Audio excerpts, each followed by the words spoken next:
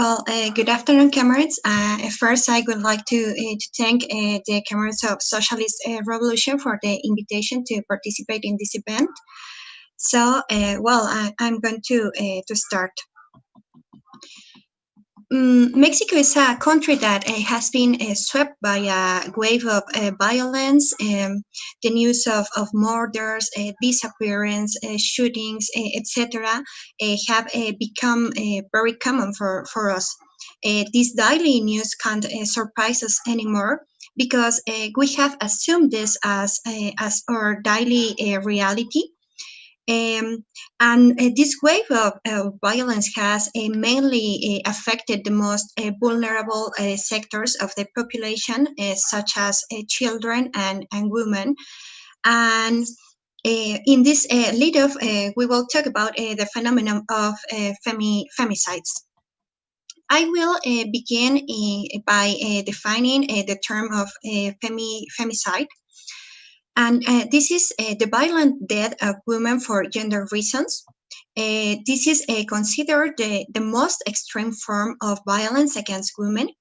And this crime is typified in the Federal Criminal Code, which established that whoever deprives a woman of her life for gender reasons commits the crime of femicide.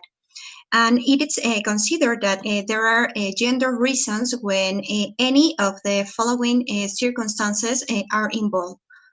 If the victim shows signs of sexual violence of any kind, if the victim has been inflicted with degrading injuries or mutilations before or after the deprivation of life or acts of necrophilia, if there is evidence of a history of any type of violence within the family, work, or school environment of the perpetrator against the victim, if there has existed between the perpetrator and the victim a sentimental, affective, or trustful relationship, if there is evidence that that there were threats related to the criminal act, harassment, or injuries of the perpetrator against the victim, if the victim has been held incommunicado at some point prior to the murder, or if the body of the victim is exhibited in a public place. So, as we can see, it is a crime that denigrates, exposes, and seeks to demean women, even after having been murdered. And this crime was enshrined in law in June 2012, when the Federal Crime Code was reformed with the inclusion of the aforementioned definition. However, femicides have existed for a long time. According to the Mexican Commission for the Defense and Promotion of Human Rights, the increase in violence against women became notorious in 1989. But in 1993, the situation became unmanageable. In Ciudad Juárez, Chihuahua, and this is a city on the border with the United States. This is where the phenomenon known as Las Muertas de Juárez began, when at least 1,530 women were murdered between 1993 and 2014.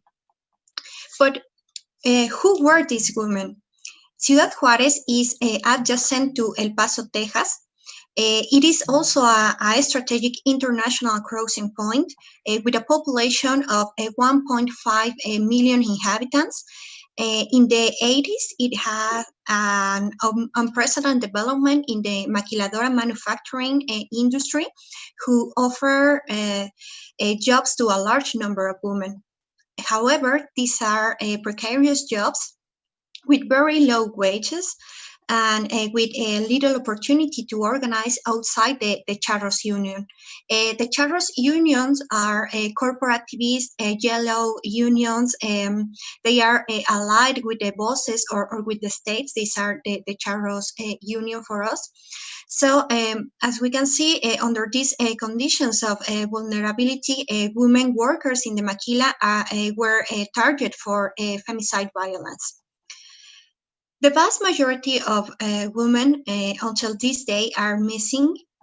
Their bodies have been found in a suburb of the city, raped, mutilated, or burned.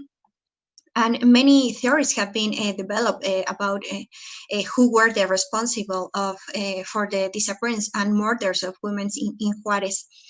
The authorities pointed to the possibility of a serial killer, organ trafficking, organized crime, among other theories. However, pues they are only that theories, because the Mexican state could never find the culprits or stop the femicides in Juarez. Quite the opposite, because this phenomenon that seemed to be located only in a northern state of the country has spread throughout the Mexican territory, converting Mexico in the country that tops the ranking in femicides in Latin America. From January to June 2020, 489 femicides have been committed. An average of 10.3 women are murdered a day, and the numbers are increasing. Not even the pandemic has been able to stop a femicide wave that is hitting our country.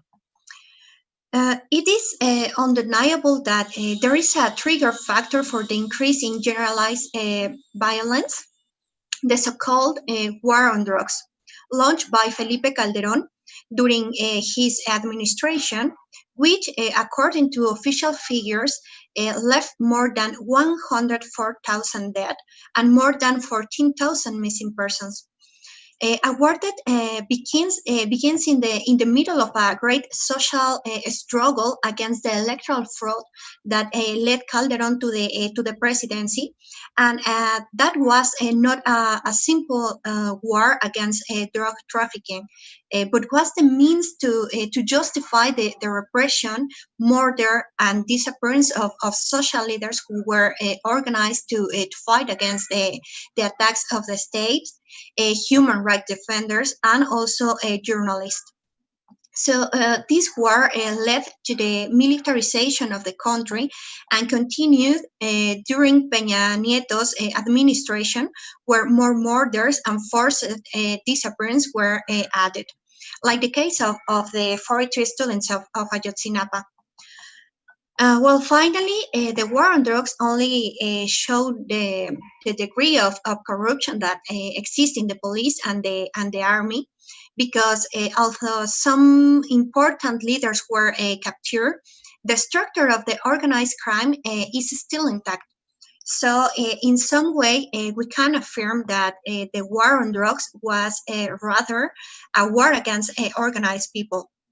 It was the way to take the army to the streets to control protests and the social organization of the present.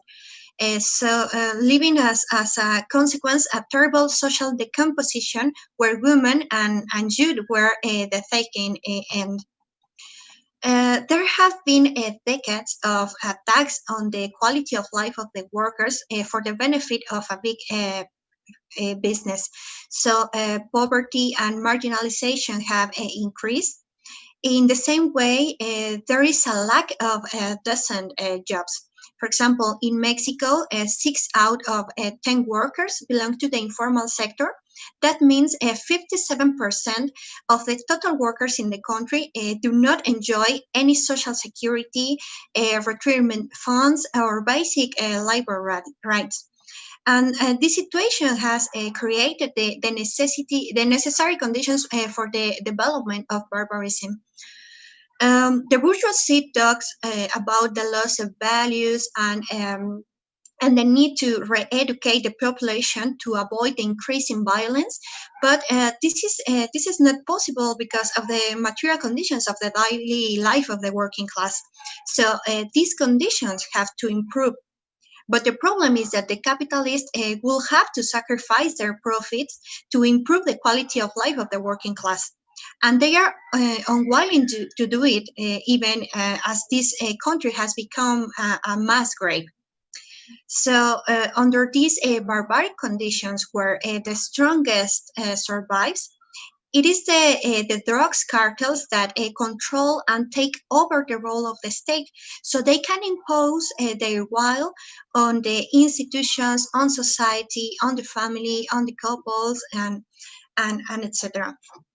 And it is not only the machismo that has caused all this deformation. It is a disease that has infected all layers of society, and as women, children, and young people are the most helpless, and they are the ones who pay with blood this brutality and hatred generated by the extreme inequality generated by a decadent and rotten system. So this is the daily reality for Mexican women. Every day we go out to the streets without the certainty of returning home alive, and this is an unbearable situation, which has awakened a powerful women's movement, which has repeatedly taken the streets in massive protest against violence and femicides, such as on March 8th, on the International Working Women's Day. Official figures indicate that 80,000 women attended to the demonstration, but this is a complete lie. Because there were around 250,000 women in the streets in Mexico City, shouting the slogan, "We want each other alive, free, and without fear, not one else." And a similar situation, there were numerous demonstrations in the different state capitals of the country, displaying a great strength of the movement. Along with the rise of the women's movement, feminist tendencies have grown strong, claiming their authority over women's demonstrations. They have tried to impose their separatist policies, although the movement is so broad that these practices tend to be overcome. However, feminist politics exert an influence on the most organized sectors, such as universities, where, as we mentioned, violence against women has permeated practically in all places, included those that are regarded as safe spaces. Femicides and rapes have taken place within the premises of universities. One of the most infamous cases of this violence was the femicide of Lesbi Berlin Osorio inside the campus of UNAM. Another such case is the femicide of Maria de Jesus by a National Polytechnic Institute professor. And we are talking that these are two of the most important universities in the country. All this has raised the awareness of the students who have denounced the open secret of harassment and violence inside the universities. Nature abhors vacuums, and in the absence of solutions and a clear plan for a struggle, the movement has adopted feminist practices because they are in some way the most radical, and they offer a specific alternative for the struggle of women. But the question here is, are all feminist practices really correct? I think that the answer is no. Because the policies of feminism are based on the proposition that there is an irreconcilable antagonism between the sexes, since it claims that the origin of the women's oppression is the patriarchy. Therefore, its struggle focuses on the destruction of the domination of men on men towards women, the destruction of the patriarchy, which places the gender question above all else.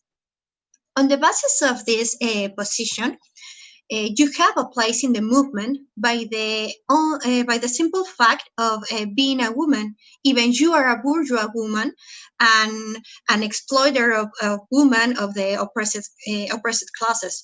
So this vision is actually very limited and mistaken because it focuses its forces against man, generating artificial divisions within the working class, losing sight of class antagonisms where the interests of the bourgeois woman are completely different from the interests of the working class women.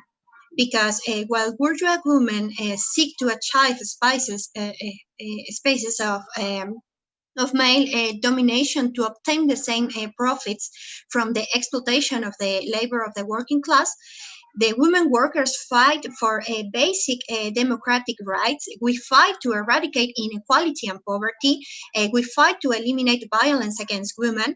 We fight for the emancipation of women and our class, and we fight against the system of capitalist accumulation. So the practice of putting gender above class, this separatist practice is completely reactionary and harmful to the struggle of women for their emancipation.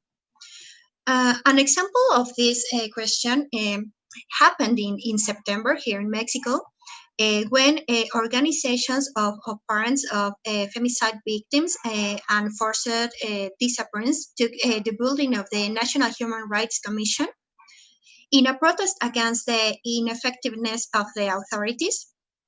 And subsequently, the feminist sector of the Black Bloc joined to the occupation with the intention of turning this building into a refugee for relatives and victims of violence. But this has not been the case. Because an attempt was made to impose the separatist practice in this space of a struggle where there are also men, fathers, brothers looking for their relatives and or asking for justice for their victims. So this caused an internal rupture between the feminists of the Black Bloc and the relatives organizations. Also, the bureaucratic and dictatorial attitude of a leader of the organization, Menos, whose impositions collide with the horizontally of feminists. So this ended in a break with the organizations of family members who left the building to continue their struggle by other means, leaving the feminists alone and isolated. This separatist policy not only insulated them, but allowed the entire of right-wing sectors as they receive big money donations from progressive women from certain foundations such as Sherry Blair, known for receiving funding from the United States Agency International Development, which has been denounced for financing various groups and organizations in Latin America with the aim to destabilizing governments that are uncomfortable for the U.S. imperialisms. Also, women from the Institutional Revolutionary Party, were also participating here, showing an hypocritical interest in fighting against the women violence that they themselves provoked during their more than 80 years of government. So it is clear that separatism allows the entire of right-wing women and rejects men of our class who fight against femicides. Well, now the building of National Human Rights Commission is still occupied, but what could become a center of organization, struggle, and resistance on a national level is now a kind of cultural center where they give classes of how to make dream catchers and hoods to cover their faces in demonstrations. So there is no plan or a clear political idea. The sectarian methods will rig the occupations. Well, now let's analyze a bit the issue of harassment, the Me Too movement, and the call-out culture. Well, the Me Too movement arose as a way of a complaint between the film industry, where Hollywood actresses denounced sexual harassment and violence against producers and magnates of this industry. Um, well, then this kind of complaint spread throughout the world, and Mexico was not the exception.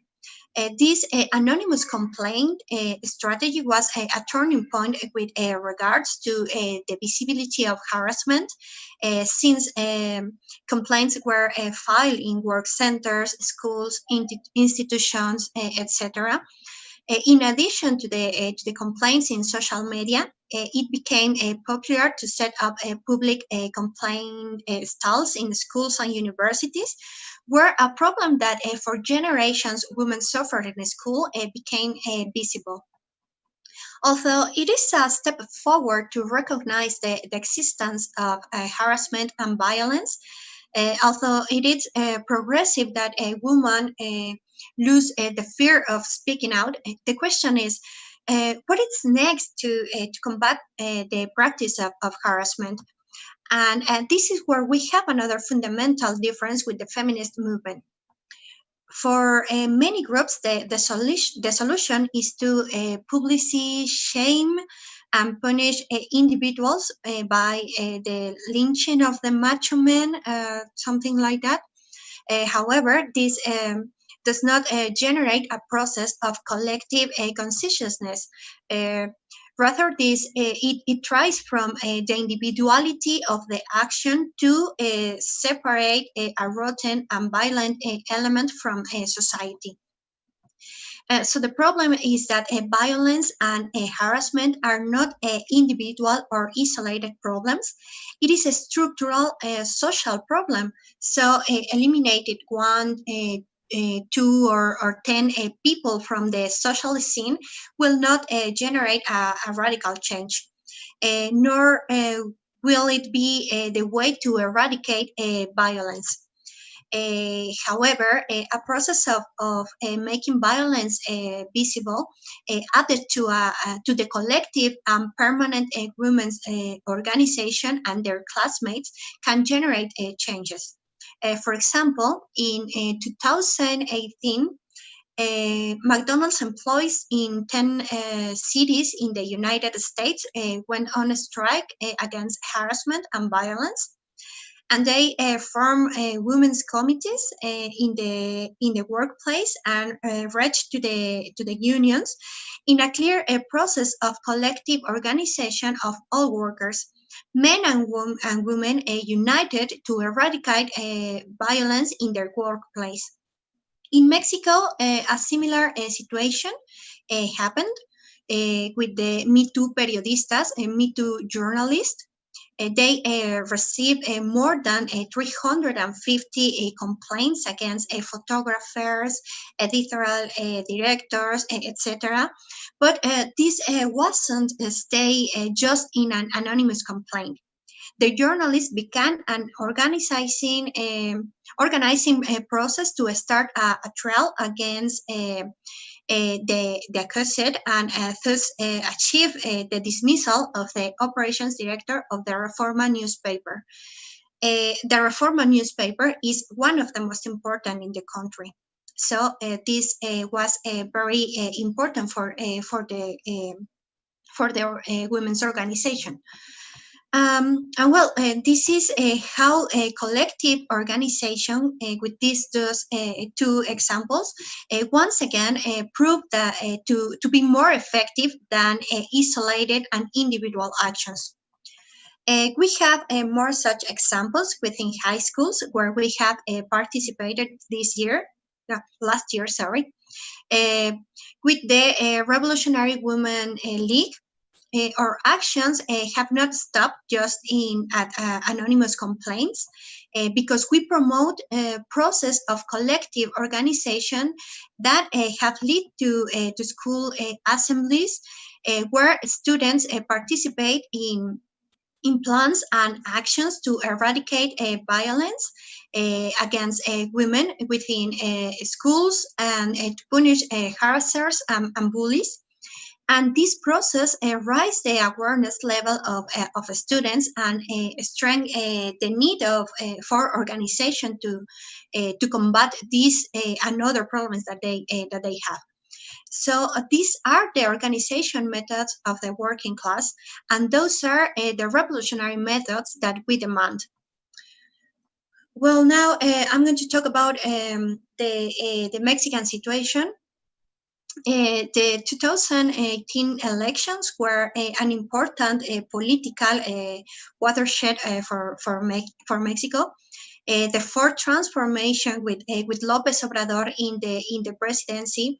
He's a president who arrives with a mass support that it was impossible for the bourgeoisie to use its traditional tool of electoral fraud, because the vote for AMLO was really massive. So now we have a progressive, reformist, leftist government, which, however, does not pretend to break with capitalism and has been very clear in this respect. AMLO wants to apply the hackneyed strategy of class conciliation in Latin America. And this makes clear that there will be problems that cannot be solved by further reforms, as they are intimately linked to the contradictions of the capitalist system.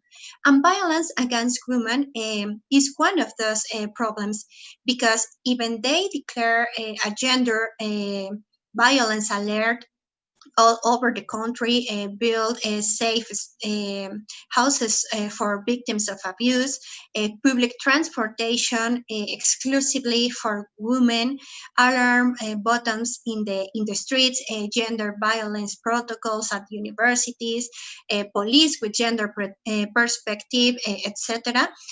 This may mitigate the violence, but this will not be able to eradicate the violence.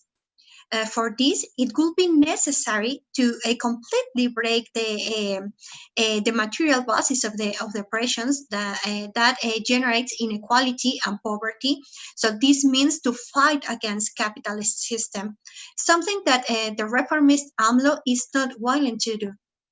Actually, about the issue of violence against women, the actions of the federal government have been regrettable, since they have minimized the problem.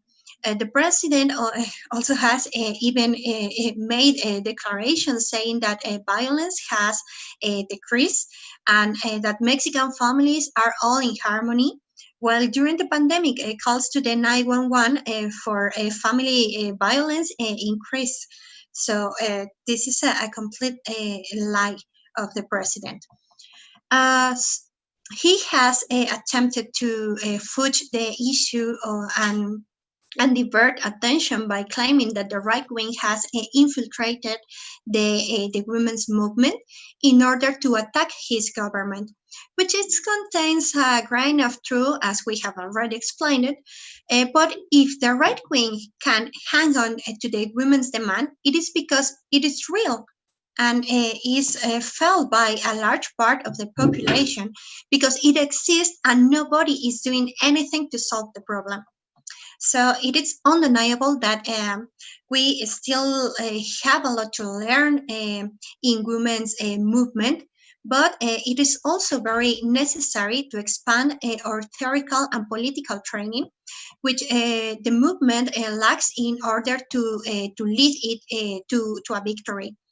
So the goodwill and reforms of the government will not be enough. As Lenin said, capitalism is a horror without end. And to end with the horror Mexican women face, it is necessary to end capitalism throughout the entire world. Well, as we said, one of the main causes of the increase in violence against women in Mexico is the process of social decomposition that was generated by the war against the drugs cartels, which has led to a civil war against people, youth and women in particular. So we have to recognize that the main consumer of drugs is the United States. Perhaps there is no real awareness of all the women's blood that lies behind each gram of drugs. Drugs have become necessary for many in the United States because it is a way to evade the reality of precarious living conditions. So that is why the working class in the United States must also fight against the oppression of capital that, as in Mexico, ends up in a few hands, leaving the rest of the population in conditions of hunger and violence. So it is clear that last week presidential elections in the United States are not going to represent a substantial change for the quality of life of American workers. This doesn't mean that Biden is going to be better than Trump with regards to Latin American countries oppressed by imperialism, and that is why both our countries will continue to suffer the hardships and exploitation of the imperialist bourgeoisie that feeds on the suffering of our class. So we cannot expect a change in the conditions of women either. For example, Trump was always characterized by his misogynistic attitude. In addition, he faced at least 26 complaints of sexual harassment, and we need to get rid of this nefarious character. However, Biden is not much different, since he has also been denounced on several occasions of harassment against women and girls. We cannot expect that the perpetrators of sexist violence will defend women. So there is no way out of the growing violence under the rule of capital and its political representatives. So it is necessary for our class to organize itself independently. It is necessary to unite our forces to build an alternative for revolutionary struggle, for the struggle for socialism. So we can smash the material basis of oppressions and lay the foundations for the building of a new society where men and women of the working class can work together to overcome the vices and prejudices that were instilled for the benefit of private property. Overthrowing the capital has become a question of life or death for Mexican women. And only the working class and a world revolution will be able to grant true justice to all our friends, sisters, and mothers, and working women whose lives were taken. We from Mexico, we demand justice for Sara, Abigail, and Bianca. They were victims of femicide close to our organization. And we have to say, if they touch one, we all respond. So forward, comrades, workers of the world, unite, and that's all. Thank you.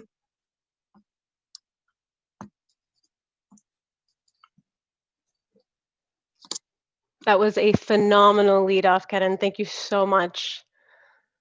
And we're going to open things up for discussion. Lots of applause. I don't know if you can see in all the windows, but great lead off.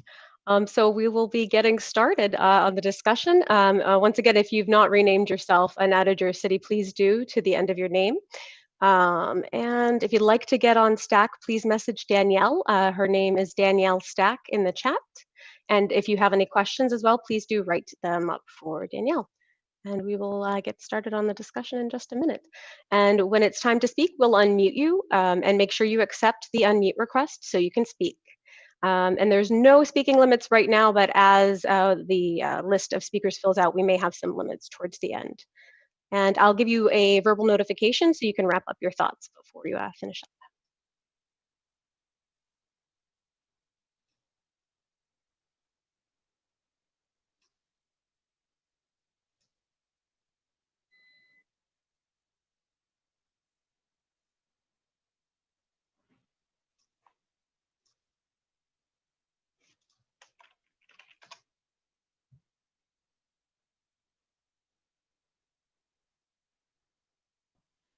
All right, and first up we have Danielle from New York.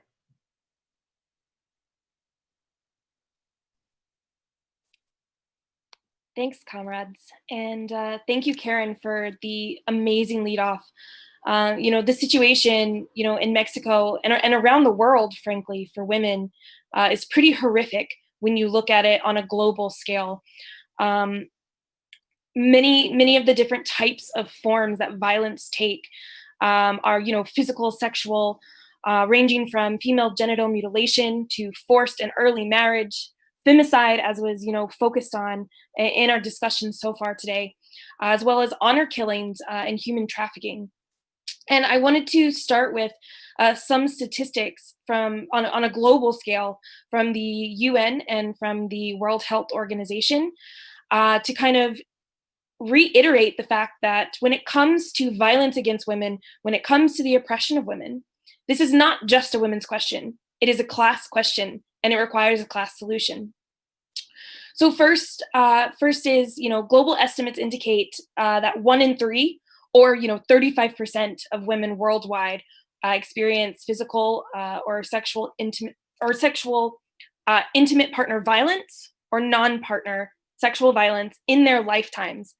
Some national studies, obviously, as some of the statistics shared about Mexico Today show, that's up to 70% of women experience this in their lifetimes. Estimates indicate that out of 87,000 women globally who were intentionally killed just in the year 2017, more than half, so 50,000 of them, or 58% of them, were killed by their intimate partners or by their family members. This means that 137 women were killed by their own families every day in the year of 2017. That's as many as 38% of murders of women are committed by a male intimate partner.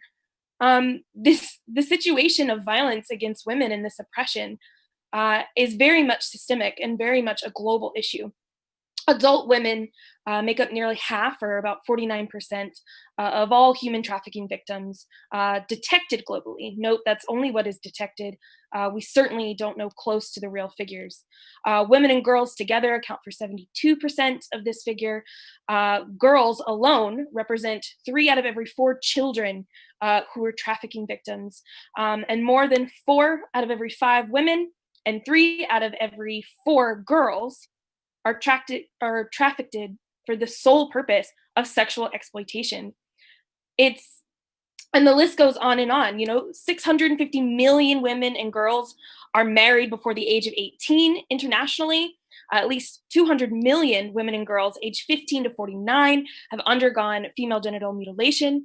About 15 million adolescent girls 15 to 19 have experienced forced sex, with only about 1% of them ever being able to seek professional help for what are truly traumatic events. 1 in 10 women in the EU have reported cyber harassment since the age of 15, and between 40 and 60% of women have experienced street-based sexual harassment based on a survey done in the Middle East and North Africa.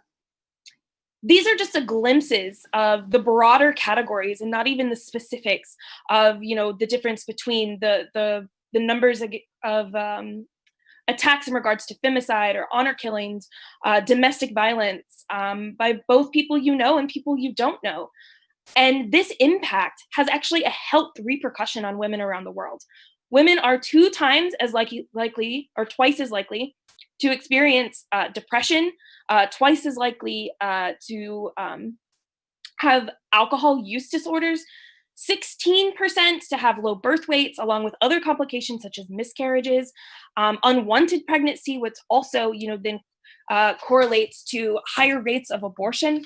They're 1.5 times more likely to acquire HIV, gonorrhea, chlamydia, syphilis. And all of these also lead to fatal outcomes through these other forms, as well as through the forms of homicide and suicide. These implications on the daily lives of women is very serious and very real, and we should never undercut that. But when we look at what they call the risk factors for, women who are in certain categories who are considered most at risk for experiencing, or men for perpetuating violence against women, it very, very clearly becomes more than just a question of oppression of women. So, for example, they list out lower levels of education, and this is clearly access to education. When you live in conditions of poverty, you don't have the same access. Even when you do have access, it's not the same quality of education that everyone around the world gets. History of exposure to child maltreatment or witnessing of family violence. These things are often perpetuated in homes where poverty is rampant, in areas of the world where poverty is absolutely rampant because the conditions are so horrible, because these are the conditions that capitalism has forced upon them. As well as community norms that privilege and ascribe higher status to men or lower the status of women, and then lower levels of women's access to paid employment, to where several women around the world, in the US too, the US is definitely not at all left out of these figures, where the amount of people who are trapped in abusive relationships due to economic factors is absolutely insane. It very clearly becomes a question of healthcare, of housing, of education, as was listed as it being one of the risk factors. So when we talk about this question and we talk about a solution, you're absolutely right that the whole working class, the masses of the world, have to unite against this. And we're not going to change the world by changing one mind at a time. We have to actually get rid of the fact that this oppression has systemic roots, not just within capitalism, but in class society as a whole. And that's another topic to talk about, the rise of women's oppression and the rise of class society. But these links are so incredibly clear when you look at these factors and you understand that this isn't just in places like Mexico, or it's not just places in North Africa or the Middle East where a lot of these statistics are from. This is a truly global phenomenon that absolutely has to end. And that is what we're fighting for, is to end this violence, is to end this oppression, to do everything we can under the conditions that we have, knowing that what the real solution is going to be is fighting for an actual socialist revolution where we can end oppression of all forms, violence of all forms, and to actually have a peaceful, successful, fulfilling life on a global scale. Thank you.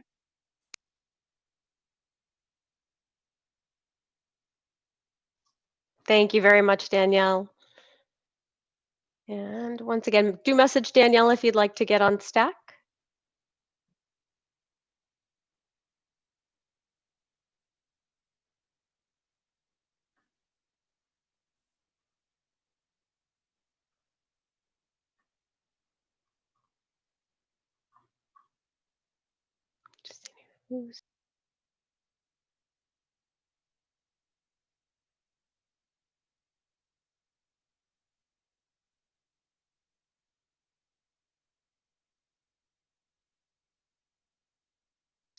Next on Stack, we have Erica from Minneapolis.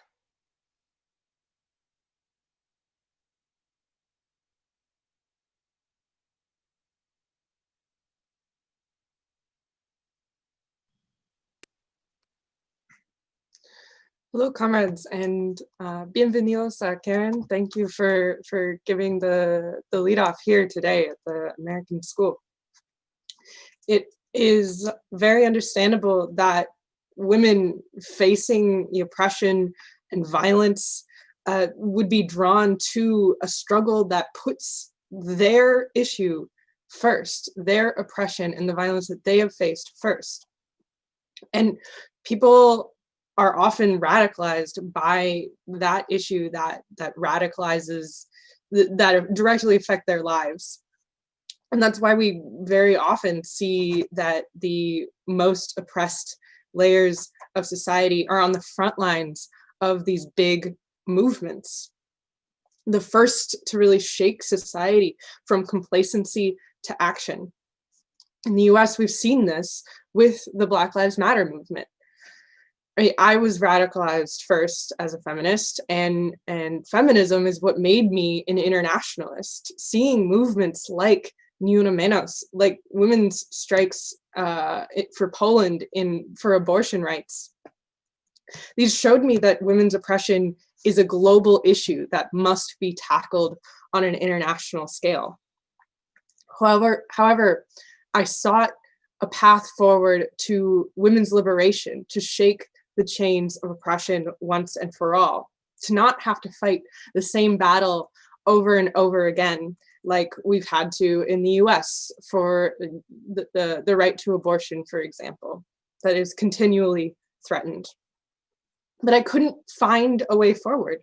What I found was an emphasis on re-education, like Karen spoke about, telling women to raise their sons better. That was the solution I was offered to fighting my oppression. And that's an idea that is a result of the idealist approach that feminism takes to the problem of women's oppression. Idealism is a philosophy that says our ideas shape our reality, that the way society is built comes purely from an idea, from our consciousness or unconscious ideas. The the solution, according to this logic, then to women's oppression, is to change people's ideas in order to change reality, right? To stop sexism, we have to teach people to stop thinking sexist thoughts, to stop teaching men to be violent. If only if only we had such an idea a few thousand years ago, right? And clearly that would save us a lot of time and effort. But this obviously does not touch on the root of the problem to violence against women at all. The other idea I came across was sort of, in feminist circles, was sort of a reaction, an overreaction to this irrationality of idealism. And that's this idea that men are just naturally, biologically more violent. Since teaching men to not be sexist doesn't seem to be working, it must be that this sexist violence is ingrained in their DNA. And from there, we are forced to abandon our fight against women's oppression completely before it's even begun. This offers no solution to femicide, to the struggle for abortion rights, to against any of the problems that Danielle mentioned as well. But Marxists are materialists, meaning that we know our condition, our consciousness is entirely shaped by our conditions and the material reality that we find ourselves in, that the material world is primary and our ideas are shaped by them. And so I think it makes a lot of sense that, as Karen pointed out, this barbarism increases with poverty, increases with social isolation, increases with just the impact that capitalism has had on people and on men and women around the world. And so the way forward is really, that we see we need to improve the living conditions for everyone. We need to eliminate scarcity, poverty, give that access to education, not because we need to educate it out of people one by one, but as people have if people don't need to resort to criminal activity in order to feed their families, if they no longer live in a socially alienated society, that is what really is at the root of this violence. And that's, in order to actually achieve that, we need to get rid of the system that creates this inequality, that concentrates all of the resources into the hands of a handful of billionaires, and instead distribute those resources according to the needs of everyone. And so that is how I was won over to the fight for socialism from feminism, because it actually offered a solution. It actually offered a way forward that will work. Will not to say that feminism, or that the fight against women's oppression will end immediately after the revolution, but there's so much clarity and clearly that presents a way forward that is actually achievable and that actually has an end in the future to this fight, instead of fighting against more femicides, the same struggle over and over and over.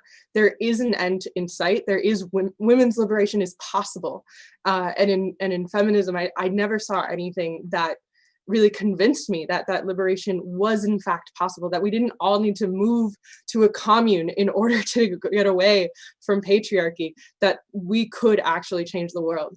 So thank you again, Karen, for giving this lead off, and I'll leave it there. Thank you very much, Erica. Next on stack, we have John Peterson from New York. After John will be Melissa Kay from New Jersey.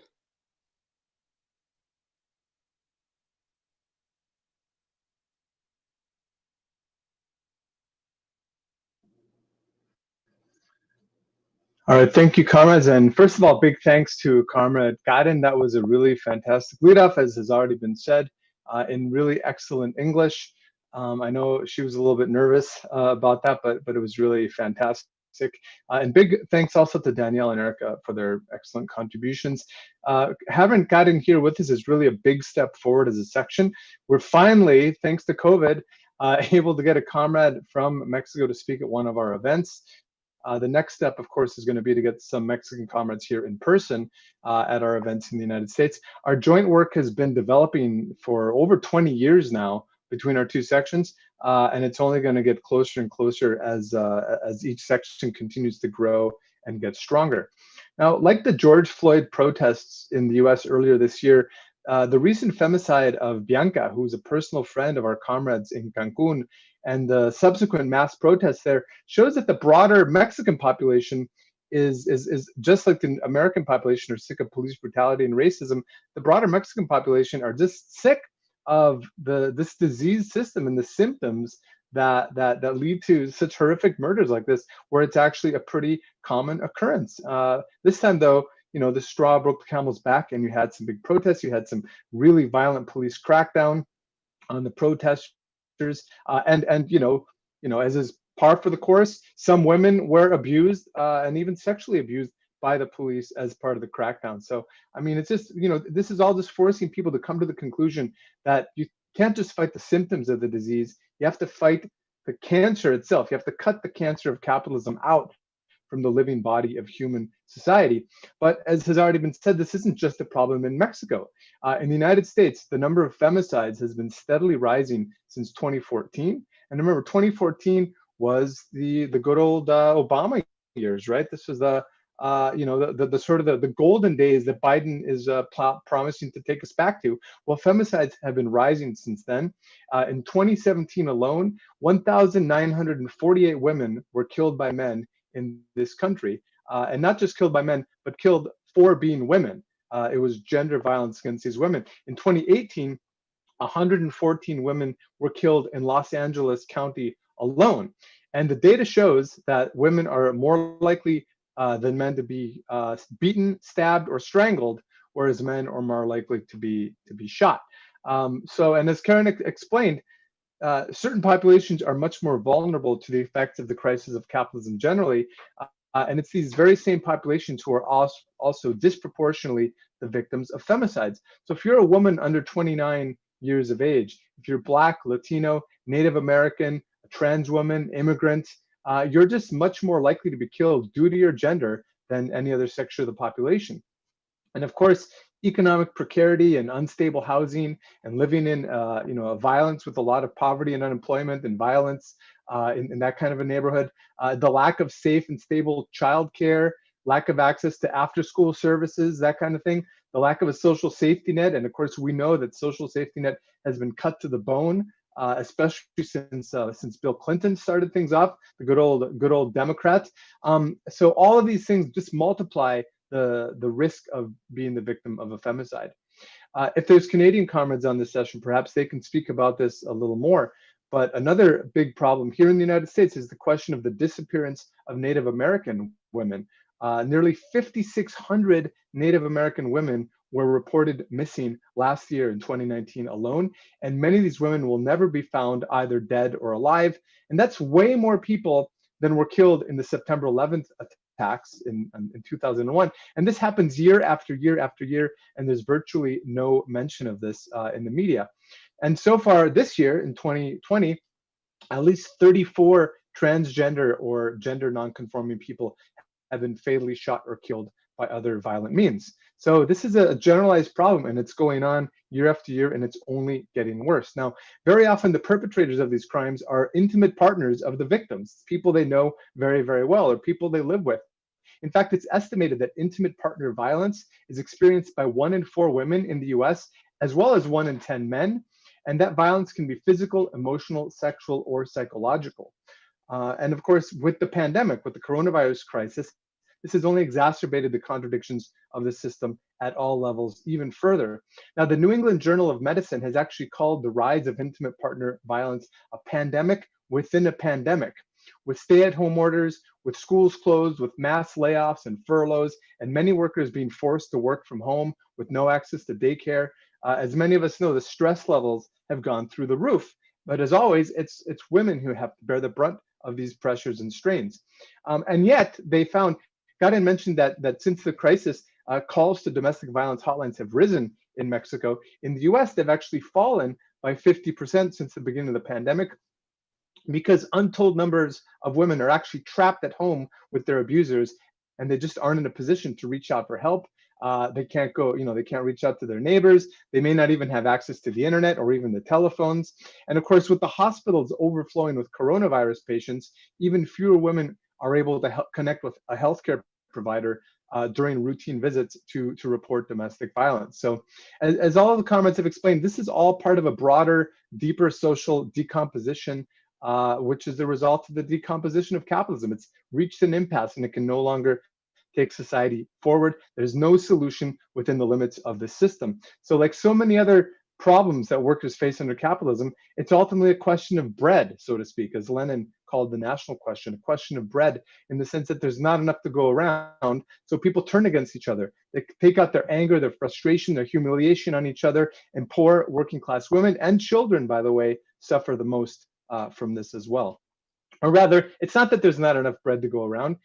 There's plenty of bread to go around, or there could very quickly be enough to go around, and not just bread, but jobs, healthcare, education, decent housing, all that stuff. There's more than enough to go around, or we could create more than enough very quickly. But as we know, the capitalists are not in the business of creating things that people need. They're in the business of making profits. And that's why the fight against femicide, against misogyny, against violence, abuse, and oppression of every kind is a fight against capitalism. It's a class fight. It's an international fight. And thank you again, Karen, for being with us. Thank you very much, John. Next on Stack, we have Melissa Kay from New Jersey, and then Will Coker from Louisville. Hi, comrades. I'm super stoked that we get to have this national event and now international event, thanks to Karen and our Canadian comrades, despite all the separation that we've had to deal with over the past 9 months. So yeah, just quickly to to bring up a little tip about the U.S. Domestic Hotline has come up with this new signal for the Zoom era. If you see anybody or you yourself need any help, you're in a situation you can't escape from, and you're facing domestic abuse, very simply, there's a signal you can do silently, thumb across the front of your hand, close it, and that's an indication that the person who's making this signal needs help. So you're welcome to contact the domestic abuse hotline should you see that. But yes, I just a few quick points, a little bit scattered, but Danielle mentioned healthcare, women's healthcare briefly, and I would just like to add that even when women do have access to healthcare, the healthcare that exists today is based very much on the genetically male body.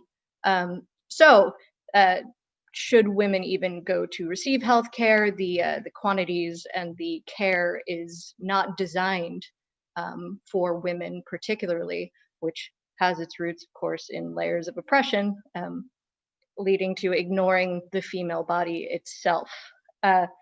Yes, so actually, just a quick historical example of how feminism without a class basis is almost useless. It turns up as a blip in history.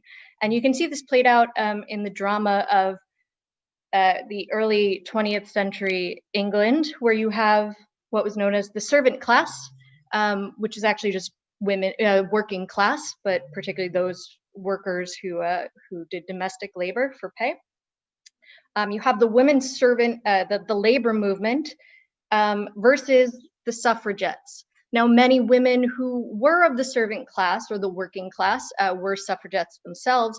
However, the other portion of the suffragettes were made up by their class enemies, by their mistresses or their employers.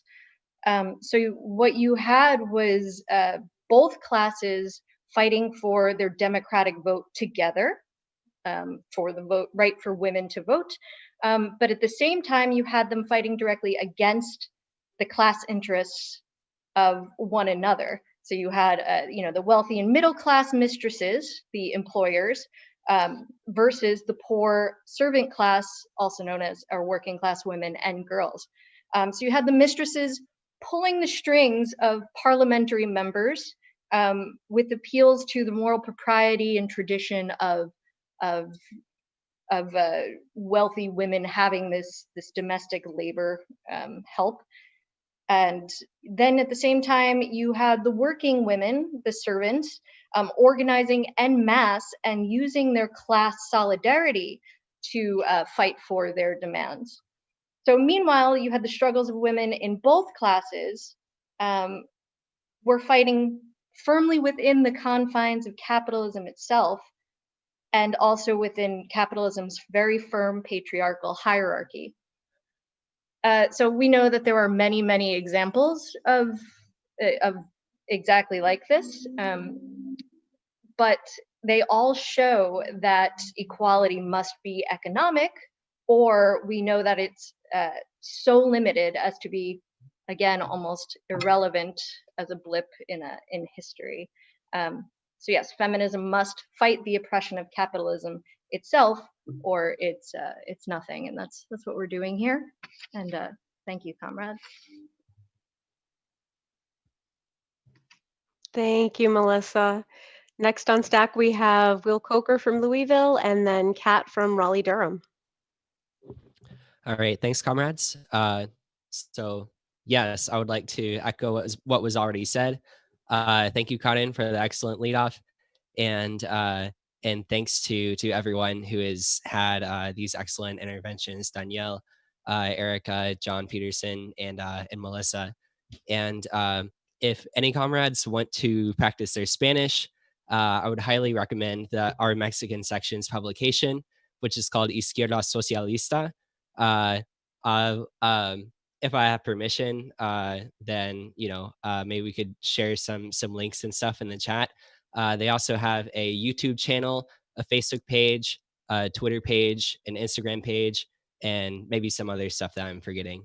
And it's all excellent. And sometimes for comrades who aren't yet brave enough to practice their Spanish, you can go on Marxist.com and sometimes see articles written by our Mexican comrades translated into English. For example, the most recent one titled Femicides in Mexico, Justice for Alexis, that was on November 12th, 3 days ago.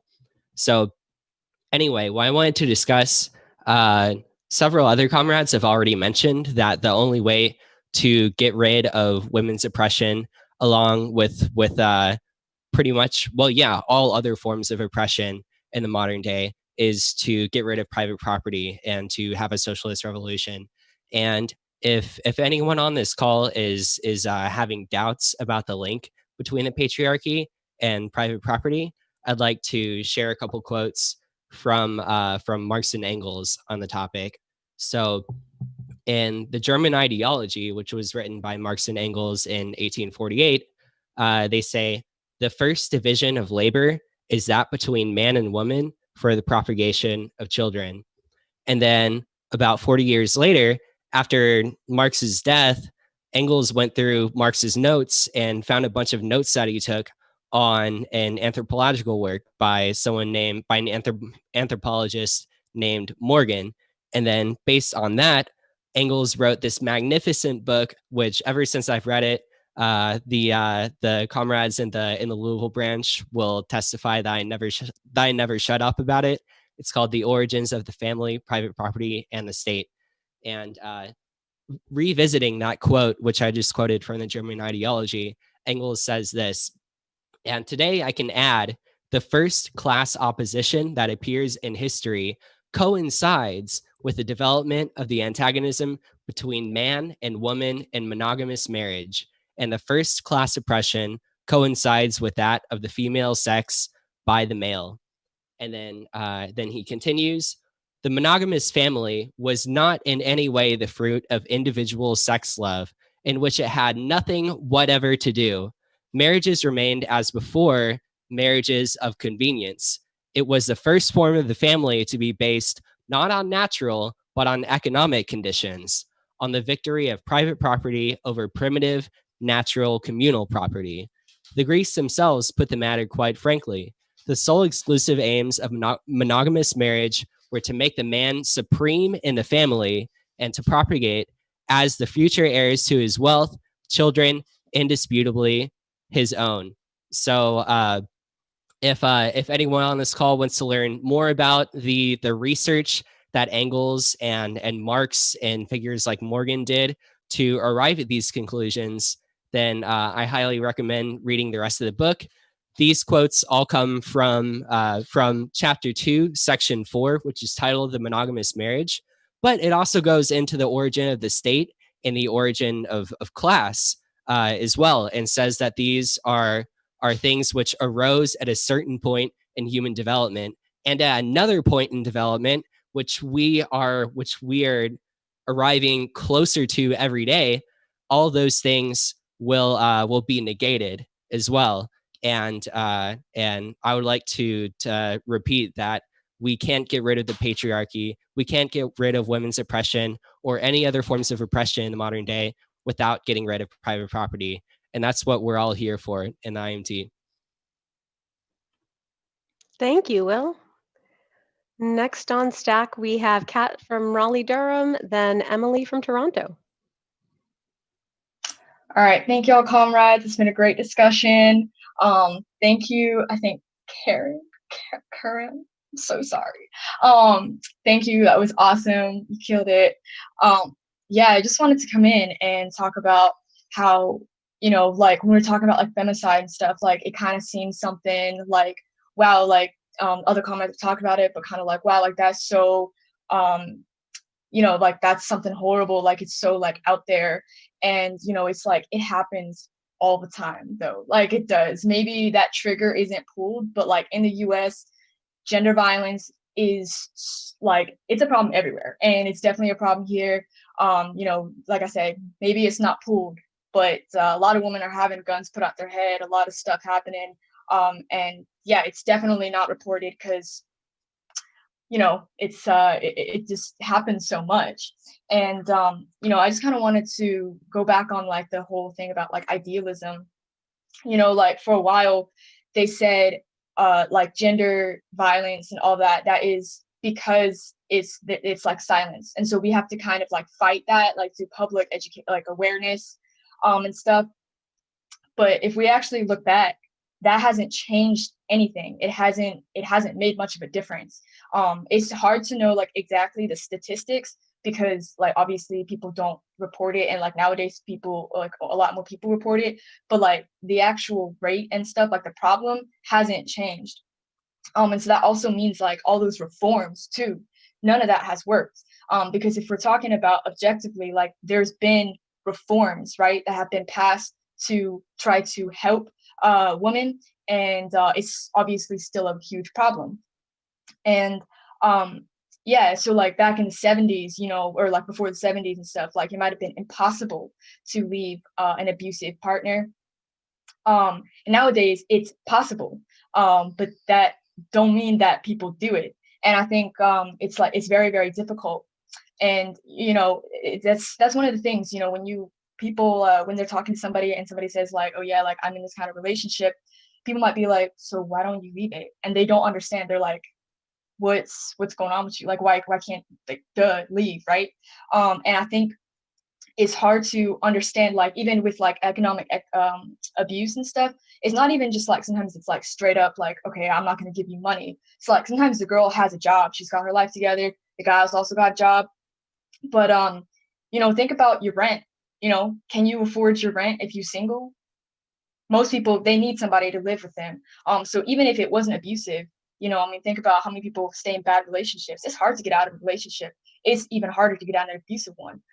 You're asking somebody to pick up their whole life, and the process that you have to go through to get out of an abusive relationship or an abusive situation, it is not easy. It is super, super hard, to a point where personally, I like when somebody tells me that they've been in an abusive relationship, it's hard for me to tell them you should get out, because it's like, for instance, some of the reforms that they do, you can get a domestic violence protection order, which is so limited, by the way, because like, I mean, even in the process of like getting out of an abusive relationship, a lot of times you kind of have this mentality of like, oh, I guess that wasn't as bad as it has been. So you get in that cycle, you say like, okay, that wasn't as bad. You got, you kind of like everything's get back to normal. And then you kind of have that repeat.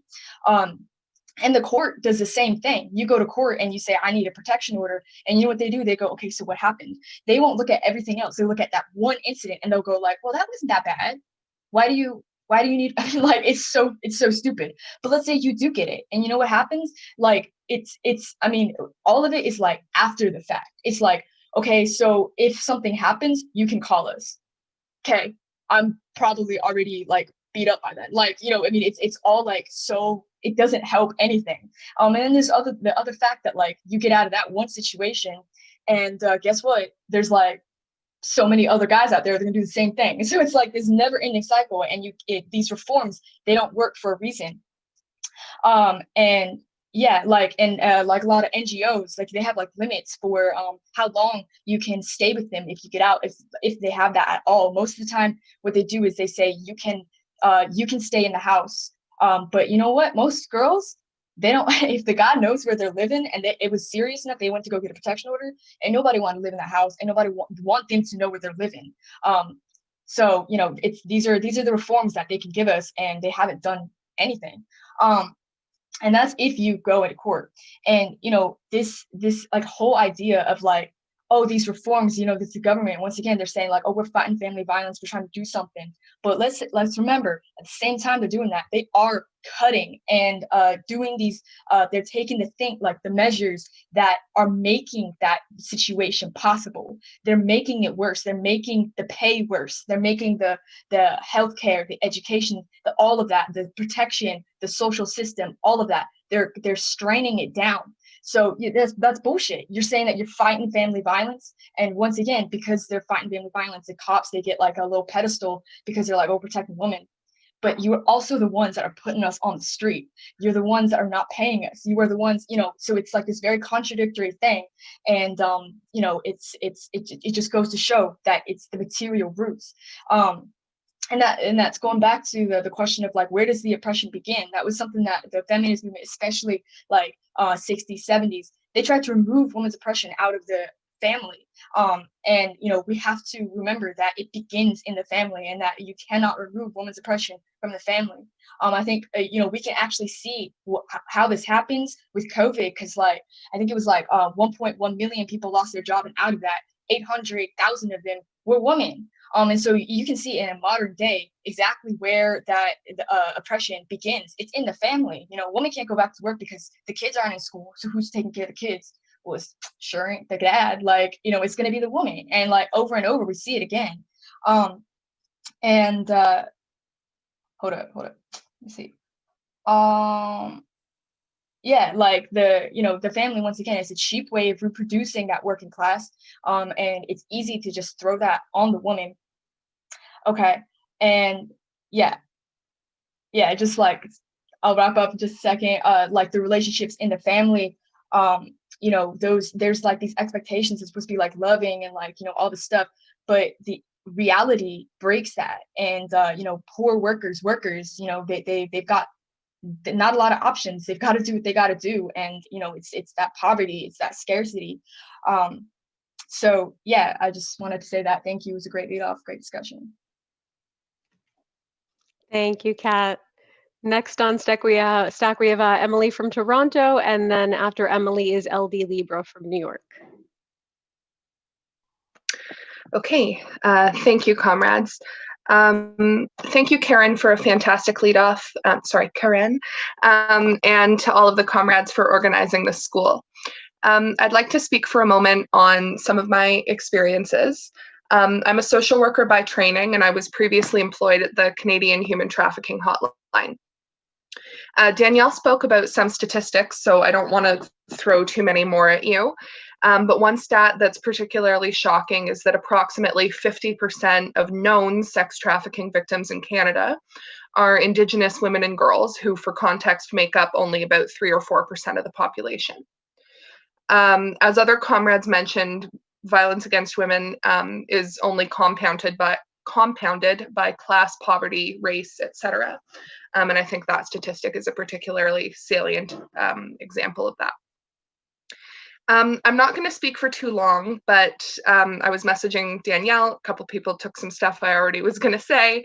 So I'm just going to, if it's okay, I'd like to just read some notes that I wrote during my time at the hotline. Comrades will understand that I can't give specific details about things that I heard there due to confidentiality. So I'll read that to you now.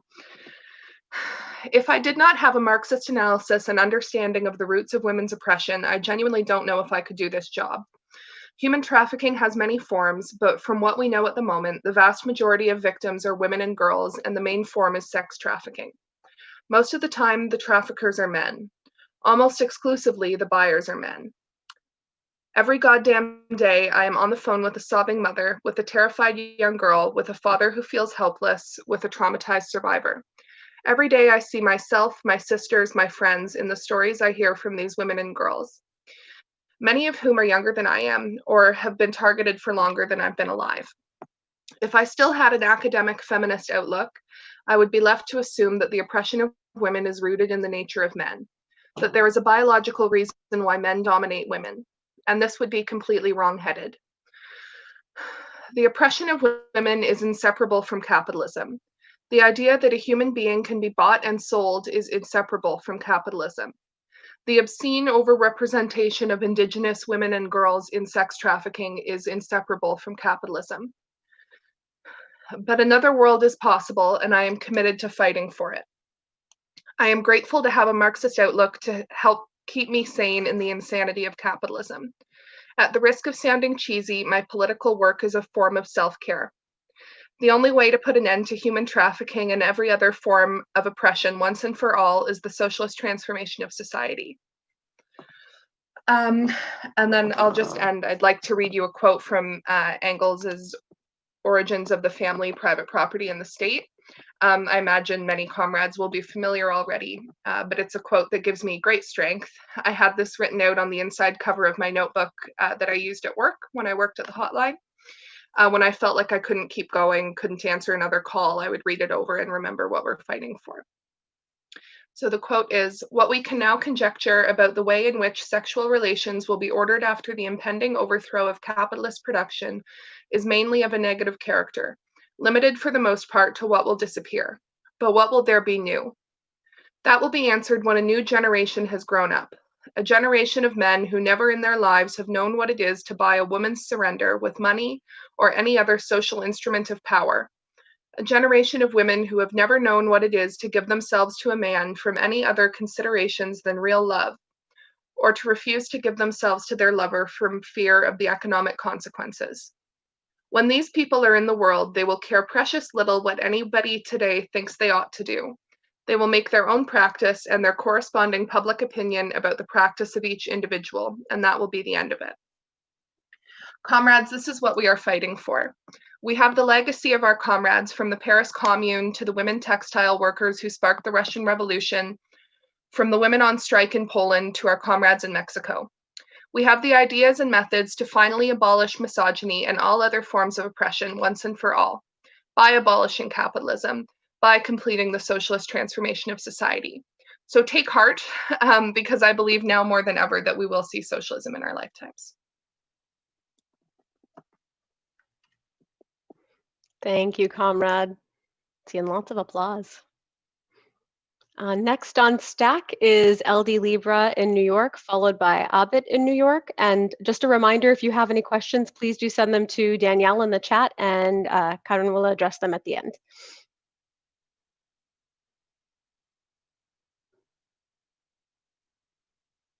LD Libra is on stack.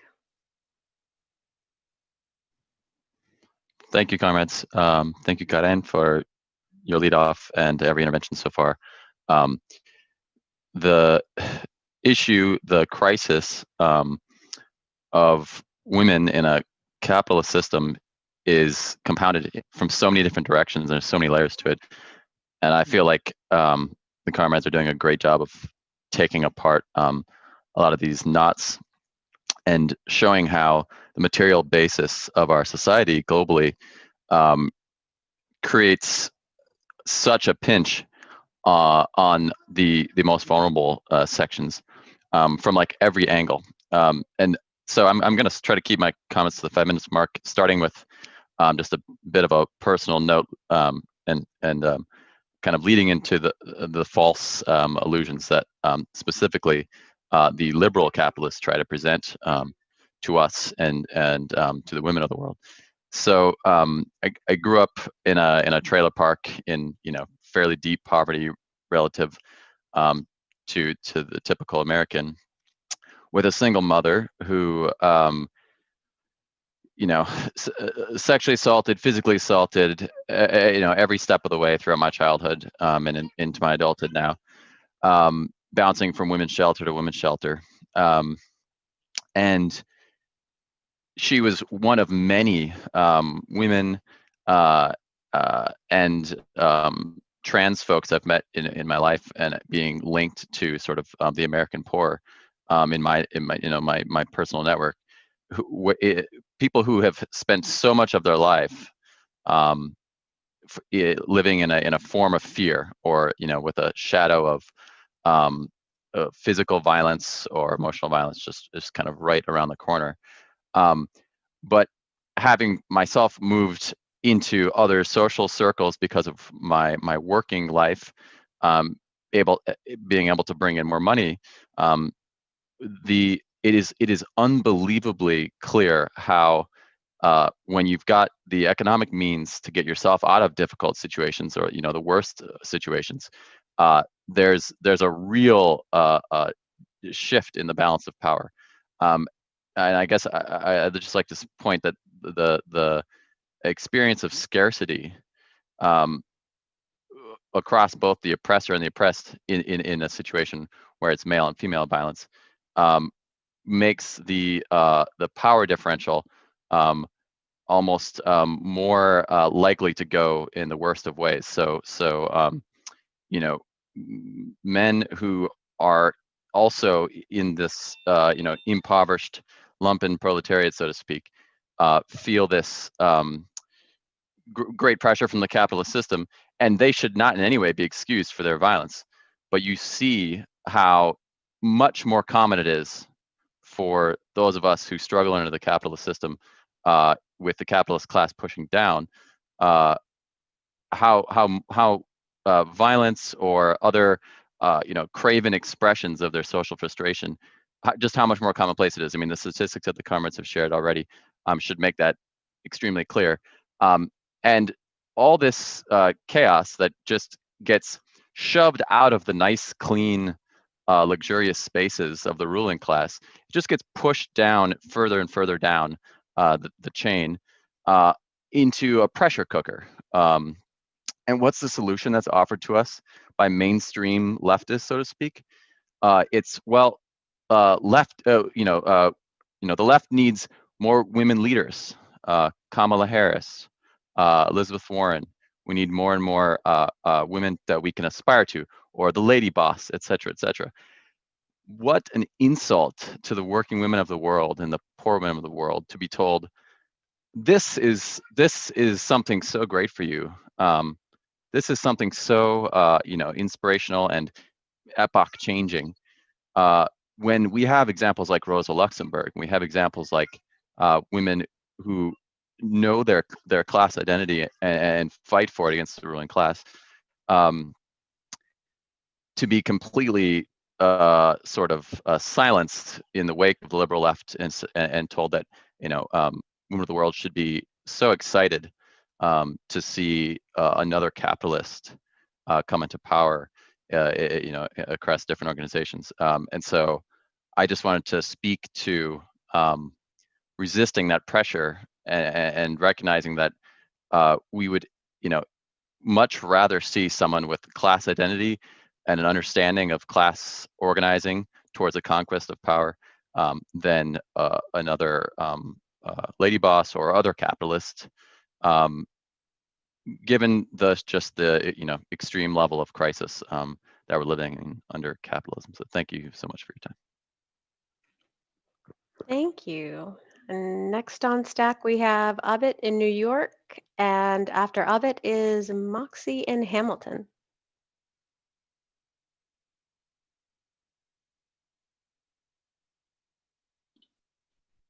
Yeah, thank you, comrades, for the great interventions and the lead off, Karen. I'm sorry if I mispronounced your name. But I'd like to tackle patriarchy and just women abuse from several areas that capitalism has provided. Of course, many of us heard the quote from Margaret Atwood: "Men are afraid that women will laugh at them. Women are afraid that men will kill them." And patriarchy has existed before capitalism, but capitalism has polished the institutions to uphold patriarchy, and you can't abolish or overcome patriarchy without abolishing the institutions that uphold them. Such are in capitalism. For example, in the United States, Kat talked about this with the courts, for example, but even with the police, right? Police have a higher rate of domestic abusers than society does. 40% of cops are domestic abusers. Those are just from reported. So it's very likely that's higher, right? So who are you going to go to in society, in the United States particularly, if you're getting abused? Not the police, but they're the only ones here who are considered to be the purveyor of justice, right? Okay, you go beyond the police, you go to the courts, right? You want to get a divorce. How does traditional divorce often work? Consent from both ends. Well, why would the partner that's abusing you divorce, right? And the judge will be like, this person's not giving the consent, therefore this divorce is not going to occur, right? So there's so many different areas of just capitalism that just upholds domestic abuse and often promotes domestic abuse because there's no one here to actually protect women. Even homes that are that take in domestic abuse victims, they often discriminate based on race and immigration, right? It's particularly immigration. And this goes beyond just the United States. This is internationally as well. Just look at the banks, for example. All of us know how terrible Wall Street is, but HSBC, they had one of the largest drug trafficking scandals in history, $880 million.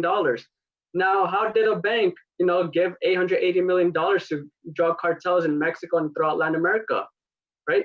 They were promoting their finance capital. They live on instability because it deepens their pockets, right? This is the drug cartels in Mexico gaining so much money. Now we look at another area of Mexico, drug cartels. There's only one gun shop in Mexico. But if you look at the border, opposite of the border in Texas, there's thousands of gun shops.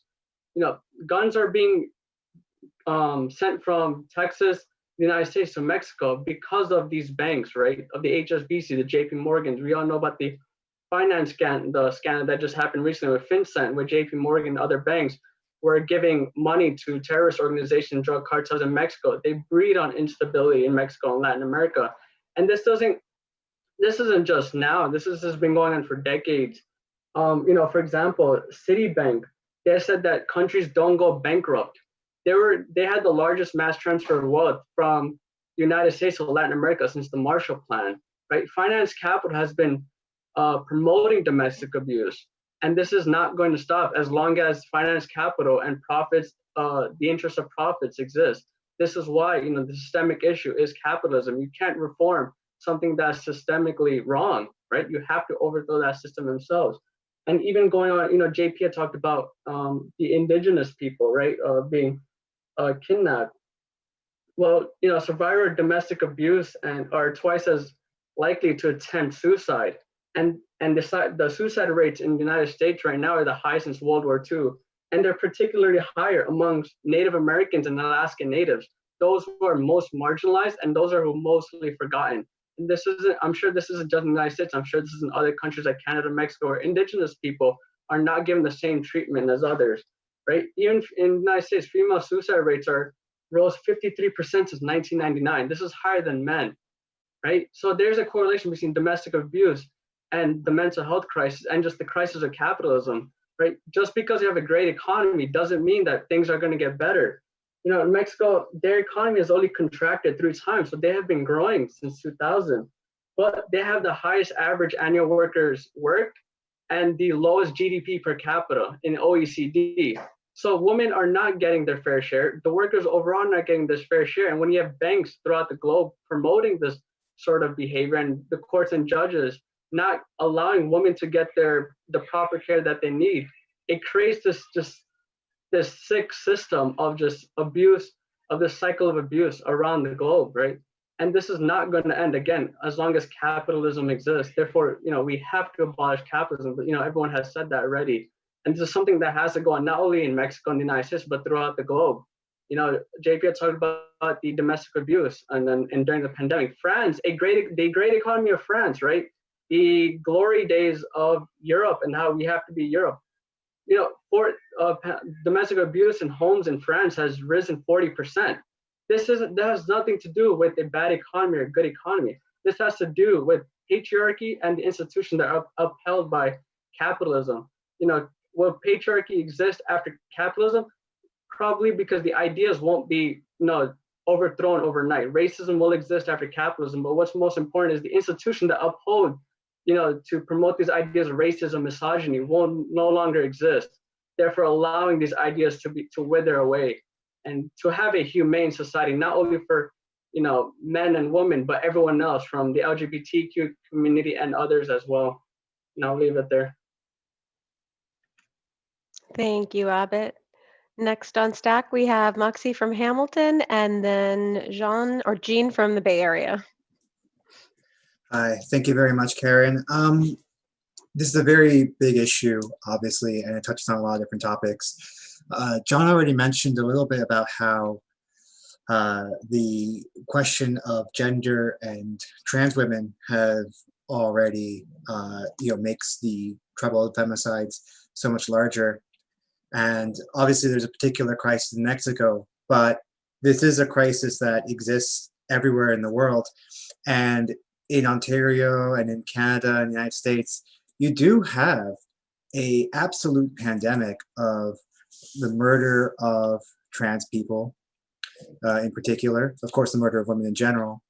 But, you know, it's, you know, such the case that somewhere around like 70% of young people who are trans are sexually harassed or assaulted in their school even. And this obviously became a very big issue in the last election, given that, you know, we do have someone who's incredibly misogynist and has actively attacked women's rights or trans rights in relationship to the ability to get medical access. This was something that Trump officially allowed into law, that doctors could discriminate based on gender identity. And this is a real attack on trans people, because getting access to gender affirming care is very difficult already. And to that end, we saw a lot of people say, oh, so Biden and Harris will represent a positive move away from trans oppression. And I think this is inaccurate. This kind of presents this kind of crisis of trans murder as something that's not inherent in our social structures, and particularly our policing system. Harris in particular was responsible for the denying of gender affirming care of many people in California, and saying such things as, well, if they want to have that kind of medical care, they shouldn't be in prison in the first place. I mean, I'm paraphrasing here, but that was the extent of what she said. And there was also a Black transgender woman that she sent to a male prison that ended up having this woman get murdered in the men's prison. And this kind of goes to show, like, there's the falsehood that's represented by Democrats being progressive on this question, and tying it to the question of femicides in Mexico. In 2019, there was a 33-year-old transgender woman from Honduras who came to the United States seeking asylum after fleeing